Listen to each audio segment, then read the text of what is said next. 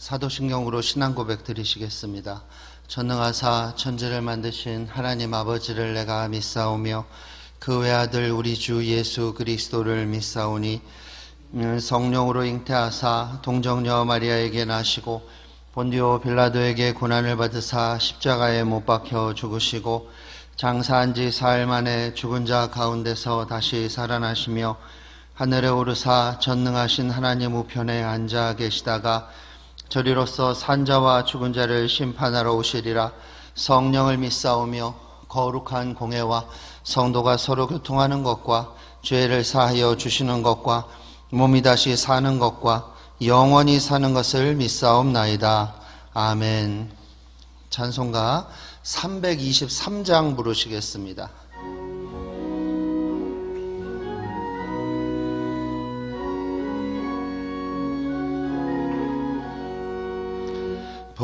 푸른바다 나서니 몸 어디든지 가오리다.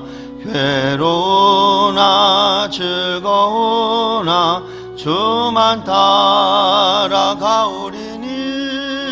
어느 누가 막으리까 죽음인들 막으리까 어느 누가 막으리까 죽음인들 막으리까 아굴골 잡힌들에도 복음 들고 가오리다. 소돔 같은 거리에도 사랑 안고 찾아가서 종의 몸에 지닌 것도 아낌없이 드리리다. 종의 몸에 지닌 것도 아낌없이 드리리다. 존귀 영광 모든 권세 주님 홀로 받으소서. 멸시전대 십자가는 제가 쥐고 가오리다. 이름 없이 빛도 없이 감사하며 섬기리다. 이름 없이 빛도 없이 감사하며 섬기리다.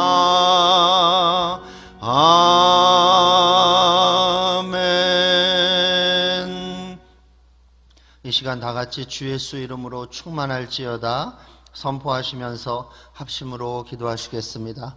주 예수 이름으로 충만할지어다, 충만할지어다, 충만할지어다. 아버지 하나님, 저희들을 이 새벽에 깨워주시고 주님의 전으로 저희들을 이끌어주셔서 감사를 드립니다. 오늘 아버지의 사랑이 갈급하여 나왔습니다. 아버지 하나님의 은혜가 갈급하여 나왔습니다. 아버지 갈급한 심령을 은혜로 채워주시옵소서. 무엇보다도 간절한 기도 제목을 가지고 주 앞에 나왔사오니 모든 기도 제목들을 풍성하게 응답하여 주시고 모든 질병은 나사렛 예수 이름으로 치료하여 주시옵소서. 치료의 권능을 베풀어 주셔서 병상에 있는 모든 성도들이 치료받고 아버지 그 치료의 은혜를 간증하게 하여 주시옵소서. 또 성도들의 중보기도가 넉넉히 응답되게 하여 주시옵시고 아버지 안에 응답을 간증하는 우리 교회 성도들 될 수 있도록 하나님 이끌어 주시옵소서. 무엇보다도 오늘 하나님 말씀 앞에 섭니다. 하나님 말씀이 살았고 운동력이 있어 좌우에 날선 어떤 것보다도 예리하여 콩과 영과 및 관절과 골수를 찔러 쪼개는 은혜가 임하여 주시옵소서. 아버지 하나님, 오늘도 주님을 간절히 찾습니다. 오늘도 하루를 승리할 힘을 허락하여 주시고 오늘 하루도 주님과 동행하게 하여 주시고 주님이여 은혜를 베풀어 주시옵소서. 여호와께서 시온의 포로를 돌려보내실 때에 우리는 꿈꾸는 것 같았도다. 그때 우리 입에는 웃음이 가득하고 우리 혀에는 찬양이 찼었도다. 그때 문나라 가운데서 말하기를 여호와께서 그들을 위하여 큰 일을 행하셨다 하였도다. 하나님 아버지, 이 새벽에 저희를 불러주시니 감사를 드립니다. 주 앞에 나왔사오니 우리 입에도 찬양이 가득하게 하여 주시옵소서. 하나님, 우리를 위하여 큰 일을 행하여 주시옵소서. 열리리라, 풀리리라, 해결되리라. 모든 질병을 치료하여 주시고 모든 상처와 아픔을 어루만져 주시고 간절한 기도에 응답하여 주시옵소서. 하나님을 바라보는 눈을 열어 주시옵소서. 주 예수 그리스도 이름으로 기도 올리옵나이다. 아멘. 하나님 말씀입니다. 구약성경 역대상 28장 8절부터 10절 말씀입니다. 구약성경 652페이지입니다. 구약성경 652페이지 역대상 28장 8절부터 10절 말씀입니다. 우리 한 목소리로 읽겠습니다. 시작. 이제 너희는 온 이스라엘 곧 여호와의 회중이 보는 데서와 우리 하나님이 들으시는 데에서 너희 하나님 여호와의 모든 계명을 구하여 지키기로 하라. 그리하면 너희가 이 아름다운 땅을 누리고 너희 후손에게 끼쳐 영원한 기업이 되게 하리라. 내 아들 솔로몬아, 너는 내 아버지의 하나님을 알고 온전한 마음과 기쁜 뜻으로 섬길지어다. 여호와께서는 모든 마음을 감찰하사 모든 의도를 아시나니 네가 만일 그를 찾으면 만날 것이요 만일 네가 그를 버리면 그가 너를 영원히 버리시리라. 그런즉 이제 너는 삼가할지어다. 여호와께서 너를 택하여 성전의 건물을 건축하게 하셨으니 힘써 행할지니라 하니라. 아멘. 오늘 말씀 제목은 일관되게 순종을 요구하신다입니다. 일관되게 순종을 요구하신다. 28장은 다윗이 솔로몬에게 왕위를 계승하면서 동시에 성전 건축을 위탁하고 있어요. 성전 건축을 위탁합니다. 28장의 골자는 한마디로 뭘까요? 28장이 길어요. 그래서 오늘도 선독을 했습니다. 8절부터 10절만. 28장 전체를 쭉 읽어보면 무슨 말을 하려는 것이냐? 단순해요. 왕위를 계승하고 성전 건축을 위탁하면서 다윗이 솔로몬에게 강조하고 솔로몬과 그 신하들과 백성들에게 강조하는 그 골자는 이겁니다. 순종이 살 길이다. 순종이 흥망성쇠를 결정한다 이 말이에요. 순종이 살 길이라는 거예요. 일관되게 순종을 요구하세요. 이스라엘이 그토록 원하는 것들이 있어요. 그게 뭡니까? 오늘날 우리가 원하는 것과 똑같아요. 이스라엘이 그토록 원하는 것들은 부국강병이고 형통한 삶이고 갈망하던 것들이 충족되는 거예요. 그토록 원하는 부국강병, 형통한 삶, 갈망의 충족이 순종에서 나온다는 거예요. 순종에서 나와요. 왜 그렇죠? 이것은 노력으로 얻는 게 아닙니다. 모든 것이 합력하여 선을 이루어야만 얻을 수 있어요. 그러니까 이 모든 것이 합력하여 선을 이루는 것은 누구의 영역입니까? 하나님의 영역이죠. 나는 내 일은 열심히 할 수 있는데 내 주변의 환경은 내가 통제할 수 없잖아요. 모든 것을 합력할 수 있는 힘은 사람에게는 없어요. 사업을 하면 알죠. 사업하시는 분들은 동일하게 말하는 것이 있어요. 회사 운영은 내가 할 수 있어. 그런데 이 상황은, 그렇죠? 국가적인 상황, 국제적인 상황은 내가 통제할 수 없어. 그래요. 우크라이나 전쟁으로 손해를 보잖아요. 아니, 우리나라의 일이 아닌데 왜 우리 회사가 손해를 봅니까? 어쩔 도리가 없는 거예요. 남의 나라의 일을 우리가 어떻게 할 수가 없는 거예요. 부국강병이나 형통한 삶이나 갈망의 충족은 하나님의 손에 있는 거죠. 내가 노력한다 그래서 얻을 수 있는 것이 아니고 반대로 내가 싫다고 버리겠다고 해서 버려지는 것도 아니에요. 이러한 것들은 순종의 열매입니다. 왜죠? 왜 이것이 순종의 열매죠? 하나님을 드러내는 도구예요, 이게. 하나님이 드러나는. 순종하면 하나님이 내 삶에 드러나요. 어떻게 드러나요?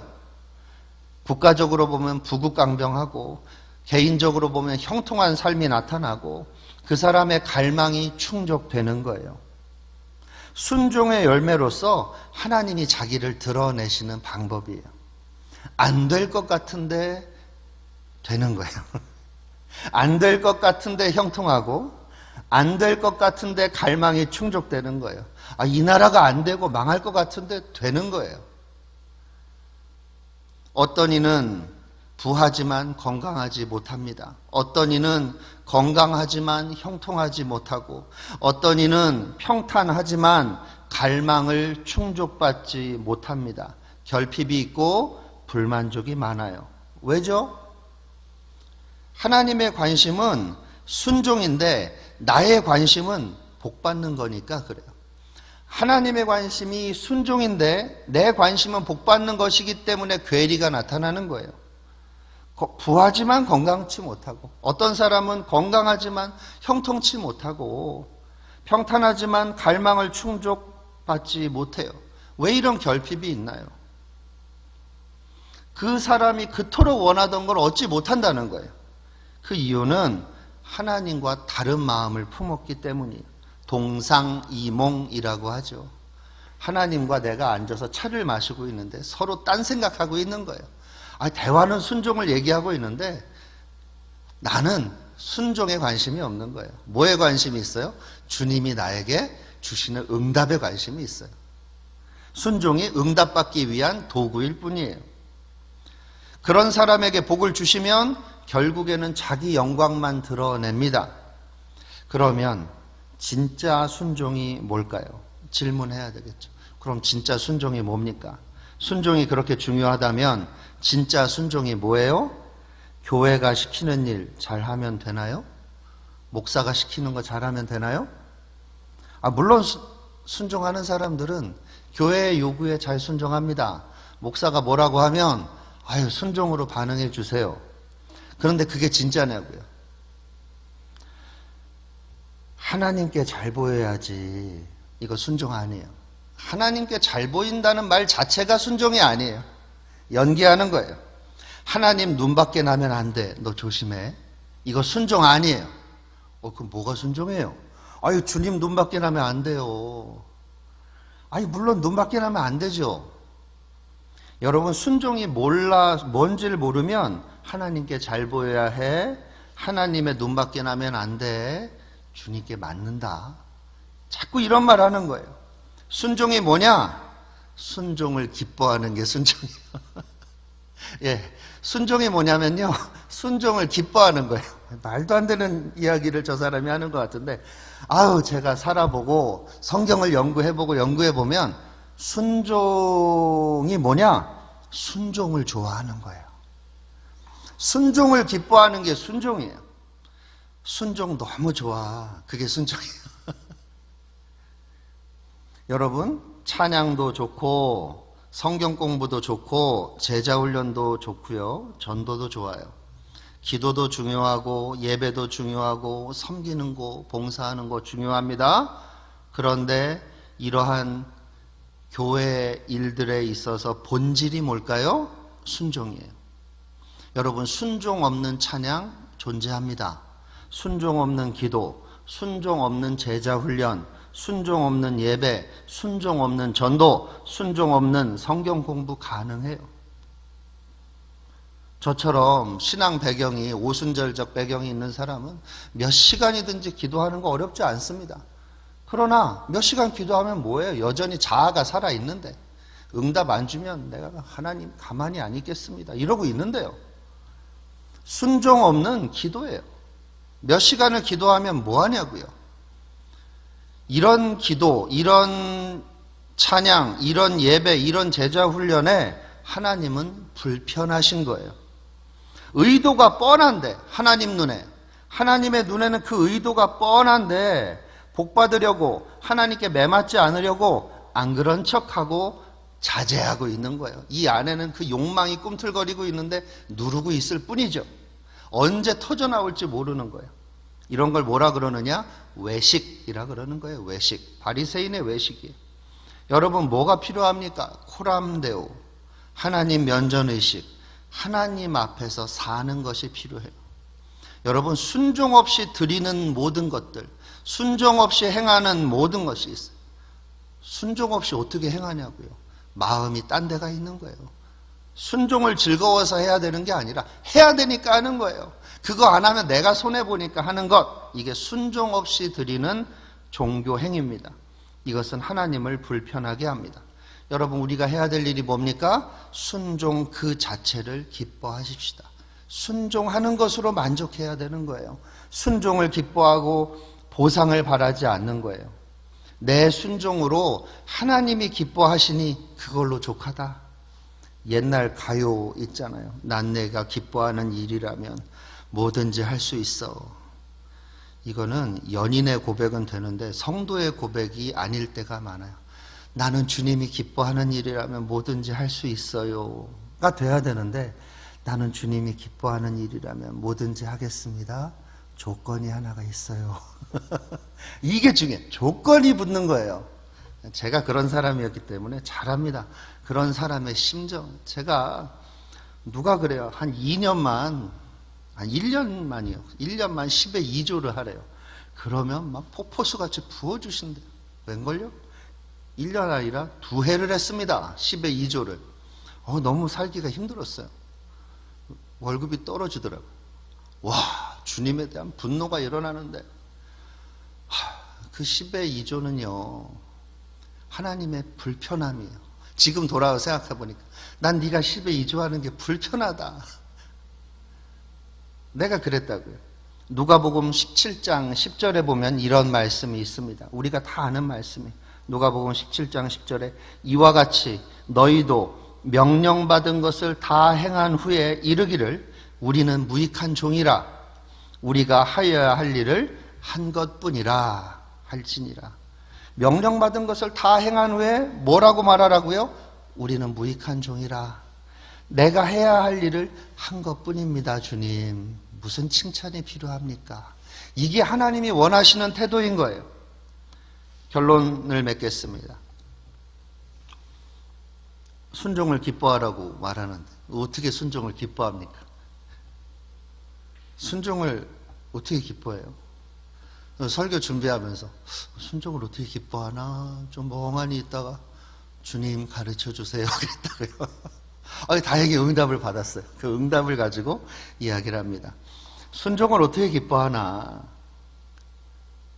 말씀에 눈이 열리면 순종을 보는 눈이 달라지는 거예요. 말씀에 눈이 열려버리면 순종을 보는 눈이 달라져요. 무슨 말이냐? 여러분, 순종의 그릇이 내 그릇이에요. 순종의 용량이 천국에서 내 용량이에요. 여러분, 우리가 천국 가면 천국에서의 내 용량이 달라요. 천국에서 주어지는 기업이 각자마다 다 다르다고요. 순종한 만큼 천국의 기업이 있는 거예요. 영원한 기업이 있어요. 또 이 땅에서도 순종의 그릇이 큰 사람을 중심으로 하나님 나라가 움직여요. 여러분, 이 목동 반석교회도 순종의 그릇이 큰 사람을 중심으로 움직이는 거예요. 겉으로 볼 때는 조직체에 있는 이 목사들이나 장로, 권사, 어떤 무슨 전도회나 이 조직이 움직이는 것 같지만 하나님의 눈에서는 순종의 그릇의 큰 사람을 중심으로 움직이는 거예요. 누군가를 위로하고 치유하고 회복시키는 것은 순종의 그릇이 큰 사람을 통해 일어나요. 교회의 핵심이 뭐예요? 위로받고 치유받고 회복되고 하나님 만나고 주님과 동행하는 거 아니에요? 그 본질은 조직에서 얻는 게 아니라 순종의 그릇이 큰 사람을 통해서 역사가 나타나는 거예요. 목사를 중심으로 움직이는 게 아니에요. 설교하는 사람 중심으로 움직이는 게 아니라고요. 순종하는 사람이 천국의 중심이 되는 거예요. 빌립보서 4장 9절에 이렇게 말합니다. 너희는 내게 배우고 받고 듣고 본 바를 행하라.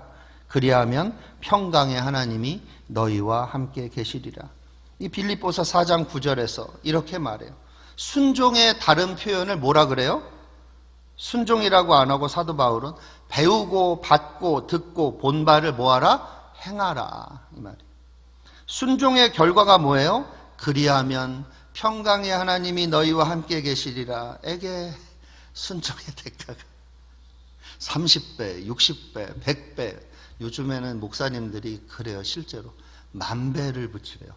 10,000배의 복을 주십시오. 아니 10배만 주셔도 좋을 것 같아요. 기도복답이 하도 안 돼가지고. 순종의 결과는 평강의 하나님이 함께 하신다. 에게 고작 평강이에요. 여러분, 평강이 뭔지 몰라서 그래요. 그냥 마음 편안함이 평강이 아니고 순종의 결과가 평강의 하나님이 함께 하신다. 이게 무슨 말이냐? 평강은 하나님의 통치를 말하는 거예요. 내가 순종할 때 평강이 나와 함께 해요. 마음도 편하지만, 내 영혼도 편안하지만 하나님의 통치가 순종하는 그 사람을 통해서 나타난다는 말이에요. 이 말이 마음만 편안하단 말이 아니에요. 순종하는 사람이 가는 곳마다 하나님의 통치, 평안이 따라가요. 불안하던 곳이 안정이 돼요. 우울하던 곳에 기쁨이 있어요. 갈라진 곳에 화해가 있다고요. 순종하는 사람이 하는 일마다 하나님이 함께 역사하셔서 모든 것이 합력하여 선을 이루는 거예요. 안 될 일이 돼요. 그런데 이 순종 안 하는 사람이 될 일도 안 된다고요. 순종하는 사람이 만나는 사람마다 변화가 나타나고 영향력을 끼칩니다. 선한 영향력을. 왜냐? 하나님 나라에서는 순종하는 사람이 가장 큰 사람이거든요. 직분 높은 사람이 큰 게 아니고. 그래서 가끔 성경 묵상하고 기도하다 보면 야, 천국 가서 내가 진짜 창피할 수 있겠다. 나는 목사인데, 목사로 죽었는데, 서리 집사, 안수 집사도 아니고 서리 집사로 죽은 사람이 더 나보다 높이 인정받으면 아유 얼마나 창피할까. 그 생각 자주 합니다. 아유 그땐 다 들통나겠구나. 네, 그 생각해요. 반드시 그런 일이 있다니까요. 우리가 주목하지 않는 그 사람들이 하늘에서는 더 빛나는 사람인 거예요. 오늘 정말 순종의 진수를 맛보는 오늘 하루 되시기 바랍니다. 기도하겠습니다. 하나님, 오늘도 호람대오하며 살게 하여 주옵소서. 하나님 앞에서 사는 하루 되게 하시고 또 하나님 경외함으로 살며 하나님과 동행하며 성령 충만을 맛보는 오늘 하루 되게 하여 주시옵소서. 이제는 우리 주 예수 그리스도의 무한하신 은혜와 아버지 하나님의 영원하신 사랑과 성령 하나님의 역사하시고 교통하시고 위로하시는 은혜가 일관되게 순종의 삶을 살아가기를 간절히 소원하는 모든 하나님의 백성들 위해 넘치도록 함께 있을지어다. 아멘.